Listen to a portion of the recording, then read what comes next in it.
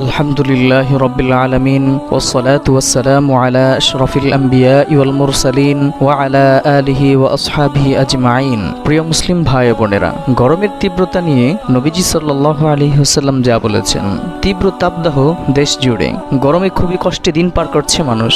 গরম নাকি সবেমাত্র শুরু, এবার প্রচন্ড গরম পড়বে। গরম আসলে কোথা থেকে আসে? নবীজি সাল্লাল্লাহু আলাইহি ওয়াসাল্লাম এ বিষয়ে কি বলেছেন? মহান আল্লাহ জাহান্নামকে দুটি নিঃশ্বাস ফেলার অনুমতি দেন, একটি নিঃশ্বাস শীতকালে, আরেকটি গ্রীষ্মকালে। হযরত আবু হুরায়রা রাদিয়াল্লাহু তাআলা আনহু থেকে বর্ণিত, রাসূলুল্লাহ সাল্লাল্লাহু আলাইহি ওয়াসাল্লাম বলেন, জাহান্নাম তার রবের কাছে অভিযোগ করে বলে, হে রব, আমার এক অংশ অন্য অংশকে খেয়ে ফেলছে। মহান আল্লাহ তখন তাকে দুটি নিঃশ্বাস ফেলার অনুমতি দেন, একটি নিঃশ্বাস শীতকালে, আরেকটি গ্রীষ্মকালে।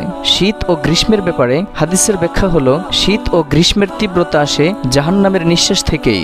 এই কারণেই তোমরা গরমের তীব্রতা এবং শীতের তীব্রতা পেয়ে থাকো।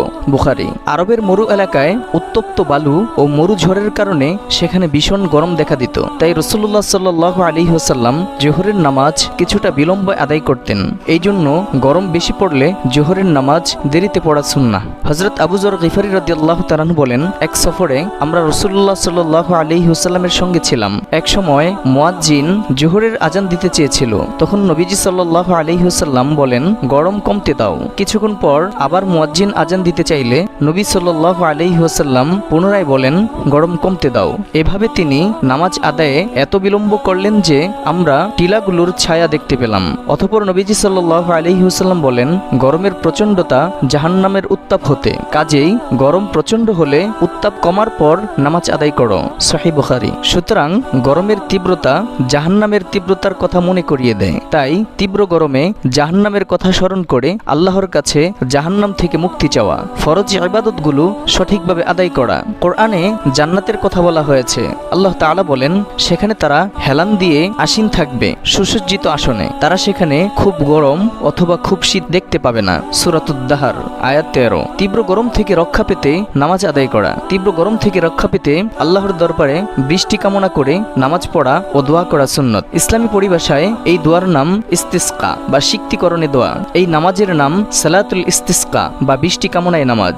বস্তুত যে কোনো প্রাকৃতিক দুর্যোগ বা নানা প্রতিকূলতায় গুনাহ মাফের জন্য আল্লাহর কাছে একনিষ্ঠ অন্তরে তওবা ইস্তিগফার করতে হয়। কেউ অন্যের হক বা অধিকার নষ্ট করলে তা ফেরত দিয়ে দোয়া করতে হয়। তবেই আল্লাহ তাআলা মানুষের মনোকামনা পূরণ করেন, বৃষ্টি দিয়ে জমিন সিক্ত করেন। এই নামাজ মাঠে গিয়ে আদায় করতে হয়। মাঠে যাওয়ার আগে ও পরে সবাই তওবা করতে হয়। তওবা করলে আল্লাহ তাআলা রহমতের বৃষ্টি বর্ষণ করেন। তখন বৃষ্টি হওয়ার সম্ভাবনা থাকে সবচেয়ে বেশি। এই সম্পর্কে পবিত্র কোরআনে আল্লাহ তাআলা বলেন, তোমরা তোমাদের প্রতিপালকের কাছে ক্ষমা প্রার্থনা করো, তিনি অত্যন্ত ক্ষমাশীল। তিনি তোমাদের জন্য অজস্র বৃষ্টি দ্বারা প্রবাহিত করবেন, তোমাদের ধন সম্পদ, সন্তান সন্ততি দ্বারা সাহায্য করবেন।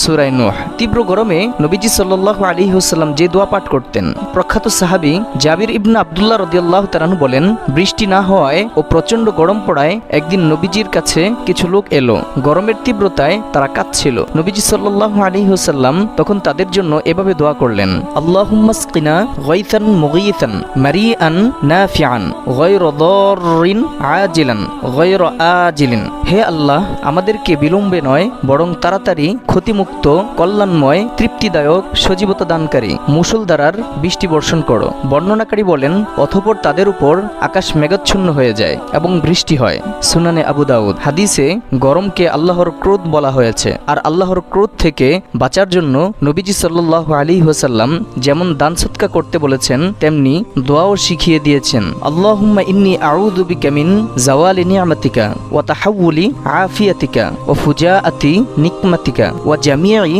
সাখতিকা। হে আল্লাহ, অবশ্যই আমি তোমার নিকট তোমার অনুগ্রহের অপসরণ, নিরাপত্তার প্রত্যাবর্তন, আকস্মিক পাকড়াও এবং যাবতীয় অসন্তোষ থেকে আশ্রয় প্রার্থনা করছি। সহিহ মুসলিম। আল্লাহ তাআলা গরমের এই তীব্রতা থেকে আমাদের হেফাজত করুন। উপকারী বৃষ্টি দিয়ে আমাদের অন্তরগুলো প্রশমিত করুন। আমিন ইয়া রাব্বাল আলামিন।